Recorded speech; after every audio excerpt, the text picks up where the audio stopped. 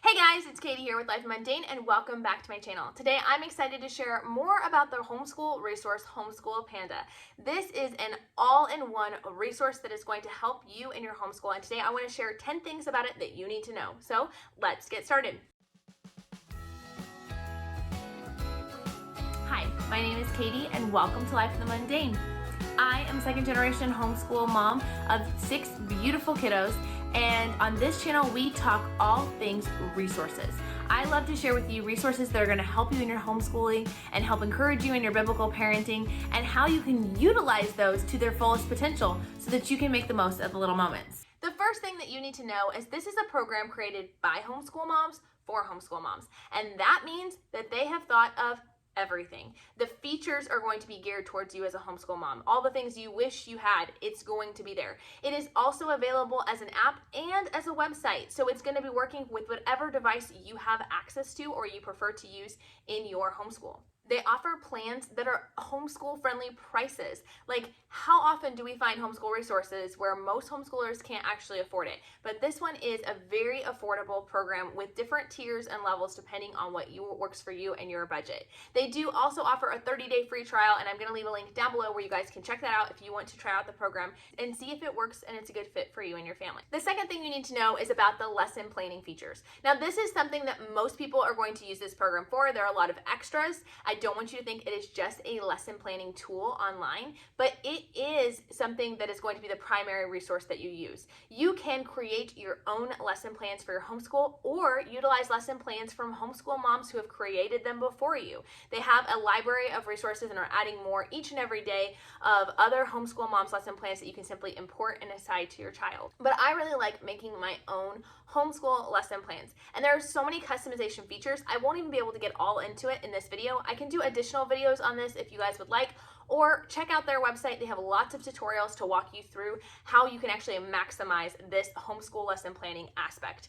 With this though, in general, you're going to select a category for your subject. So for instance, history, Bible, language arts. Then you're going to assign an actual name to this. This would be like your actual curriculum name. So all about reading or apologia or those kinds of things. You're going to select whether this is a group lesson or not. That doesn't mean it's going to be group work necessarily. This just means more than one child is going to use this lesson plan. So they could be doing that together, or they could be doing that separately. If your child is in high school, you can assign credits to that lesson plan. You can select how many weeks you'll be doing this particular curriculum and how many days a week you're going to be doing this. Then you can select the specific days that you would like to make these assignments on.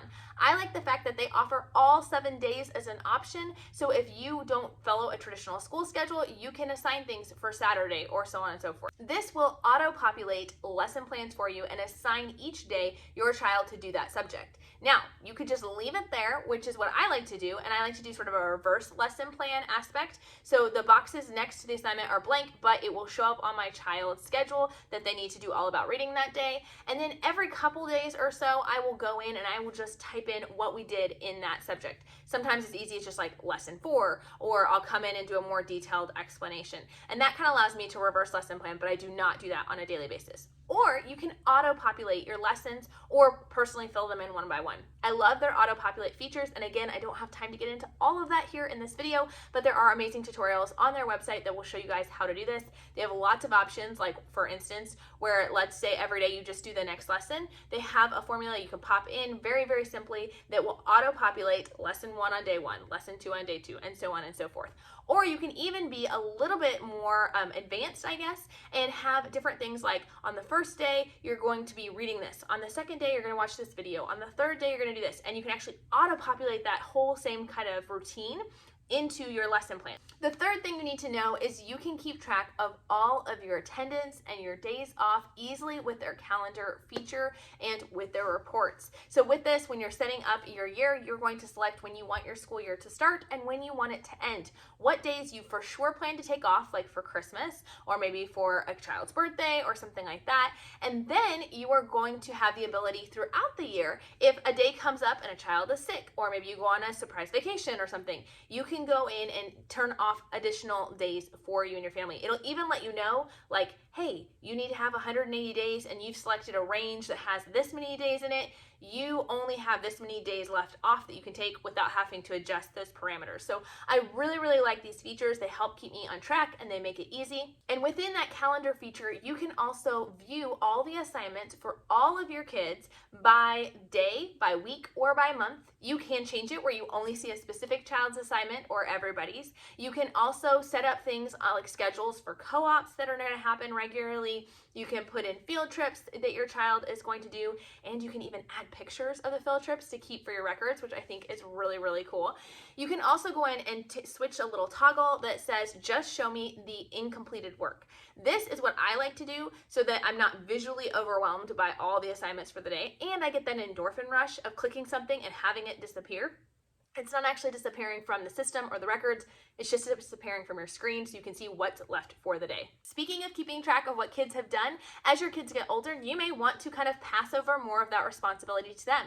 And they offer a student login for your child. All you need is a separate email for each of your kids. This could be different emails that you use. This could be just going in and creating a kid's email, even if they don't have access to that email. You just need an email address for your child, and you create that account and you decide what is accessible to your children. But everything is customizable. They're going to have their own dashboard. They're going to have their own calendar. Within their calendar, they can select daily, monthly, or weekly views, and they will only see what assignments they personally have. So it really helps to keep track of all the things. Within the student portal, they will also have the ability to messenger you as the teacher. They have what they call Panda Messenger, and it is set up that you can only message the adults that are assigned to the account. So they can message just me if they want to, if they have a question about something, or maybe I want them to submit an assignment, they can do that. They can also, though, if you as the parent would like to, you can set up additional adults that they could send messages to. So for instance, if your child has a teacher who teaches them a separate subject. Like for instance, my mom teaches two of my kids their IEW writing class, or maybe you have a co-op teacher or something. They can actually set up a free account and they will be able to message back and forth with your student if they have any questions or assignments, but you control that as a parent as to who your child has access to, or if they even have a messenger access. Your child can also rate books. It brings me to the book log. This is probably my favorite bonus feature of the entire program. I kid you not. This is like such a neat thing. You can track all of the books that you or your children have read throughout the homeschool year. You can organize them into shelves. So for me, I have ones that we have done for Sunlight read-alouds or Sunlight readers. I have geography, our kindergarten enrichment program, books that we've done for our Do Unto Others course, and so on and so forth. All I have to do in order to input a book into this program is I can simply use the search feature. Now the search feature is connected to the internet, so with that, kids don't have access to that, but you as the parent will have access to that. You can type in something, but just be aware if kids are around that it is connected to the internet. So if you type in a book topic, for instance, any book could pop up, not just children's books. So just be aware of that feature. I've never had anything pop up that's inappropriate, but it could happen. With that, then you will select the book that you are looking for, and you can either add it to your shelf, which will just add it for like ideas. It doesn't actually assign it to anybody. You could keep those in there if you're just like, oh, this is a fun book. I was watching this YouTube video and she mentioned this book. I want to throw this in here for a want to read kind of thing. You can organize it more like Goodreads, want to read, currently reading, have read. However you want to do it, it's fully customizable. Then when you're ready to assign it to your child, you're going to go and click assign. You can click on all your kids, you can click on certain kids, and you can even select a specific date if you would like to, or just assign it in general. You can then, once it's assigned, go through and you can select where they are in the process. And they can do this in the portal, in their student portal. They can go in and they can select they've just started the book, or it's in progress, or they just finished the book. And when they get to that, if they have a student portal, they can actually rate the book and how many stars they would give that book, and even leave a little review. So that's fun too. These lists can be printed for your records. It helps keep everything really organized and is a really great way to keep track of all of those fun readers that you do throughout the year. I even know a mom who creates a separate shelf for her curriculum. She just scans the back of the books, which is another way you can add books into your library. And she just scans the barcodes of all of her textbooks and just has a shelf designed for that. So again, she has those for her records. Speaking of records, Homeschool Panda has an amazing reports section that offers a lot of records that you can use for your homeschooling. Remember how I said that you could add pictures like for your field trips? Well, you can also add pictures of children's assignments, or you can add different links or different things to their lesson plan. And when you do that, that will auto-generate into their record keeping section.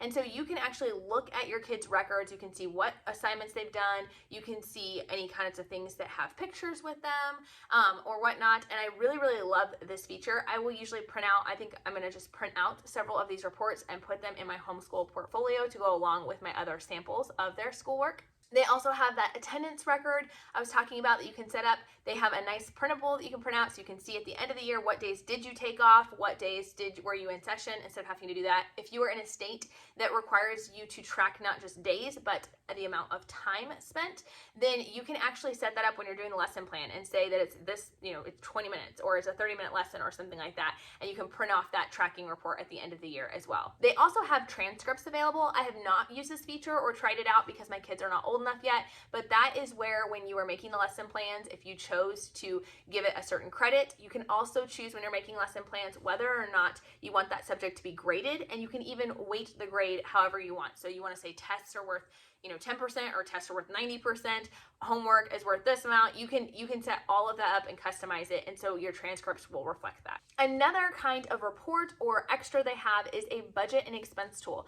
This is really neat. You can set up a homeschool budget for you and your child. You can set it by child or by family, and then you can track the expenses. They have fun pie charts and all sorts of things for your organization gurus, and you can get to see and track exactly how much you have spent and make sure you stay within budget. Speaking of staying within budget, one of the features that I love, and the next thing I want to share with you guys is about the dashboard. So when you first log into your Homeschool Panda account, you will see a dashboard in front of you, and you can customize this again by using widgets. So you are going to select in the top right corner which widgets you would like to have, and you can drag them around and move them. For me, what mine looks like is I have my assignments for the day right there, of my kids' assignments, just to kind of keep that at the forefront. I have a list of tasks, and I have those divided by category. So daily things. So these are things at the end of the day, at the end of the school day, that I'm like, ooh, this really needs to be fixed and tweaked and adjusted before the next day. Like, we're missing this very critical thing. And so at the end of the day, I will go in and I will clear off any of those to-do list things that I need to do to prepare for the next day. I have weekly improvements, things that I'm like, they're getting close to memorizing this Bible verse. I should probably go ahead and pick the next Bible verse for next week. And so I'll just throw that on there, and then on Saturdays, I'll tackle that list. And then I have a list separate for my homeschool co-op for any tasks that might need to be addressed for that area. In this, though, you can include that budget tracker if you want to keep that at the forefront in front of you, if you want to keep grade books in front of you, or if you want to keep chores. That's another thing I didn't even get to, is that they offer the option for you to assign chores to your kids, and that will show up in their student portal as well, and can be on your list as well. So there's just a lot of great features here. I want to just kind of highlight is the Panda Connect option. Panda Connect is kind of a Facebook alternative, so to speak. It's sort of an answer to those who don't want to necessarily be on Facebook, or who are trying to connect with a lot of people who are not on certain social media platforms. You can make posts, like general posts. You can create groups. Now, this is a newer feature and is still kind of expounding, so you kind of have to play around with it and find what works best for you. This Homeschool Panda Connect feature is available to people completely free, so they don't even have to be a subscriber of Homeschool Panda in order to be able to utilize. They do have to set up a free account, and groups can be something where you can only add certain people in, but so you can create one for your homeschool co-op if you want a place for people to create events and to ask questions and things like that. That's off of the more traditional social media platform. The final 10 things you need to know is just understand how amazing the help and support is for this website. They offer video tutorials everywhere you look. You're going to see in the top right corner usually a little link that you can click that will open up a video tutorial to walk you through how to set up every single step. And so I really appreciate the fact that those are heavily available. You can go to tutorials like section of the website and see all of those together, but I like the fact that they've strategically placed them wherever you might actually need them. They have chat support where you're actually talking to the creators of the program, so they can really help you, and they're very quick to respond. And they'll even do one-on-one consult work. They'll do one free online one-on-one consult via Zoom for new subscribers to answer any quick questions that they might have about the program that they weren't able to figure out on their own. So lots of amazing support. I can't speak highly enough of this company. Be sure to check out the link down below to try out that free trial, and know that the Panda Connect option is a free option available to anybody who creates a free account. So if you guys set up a free account, please send me an email, let me know, and I would love to create a group within Panda Connect just for you guys, my viewers, to answer your questions about Homeschool Panda and to give you more tips and tricks, because every day that I use this program, I find out many more new things, and I would love to share those with you guys. I hope you guys enjoyed this, and we'll talk to you soon. Bye.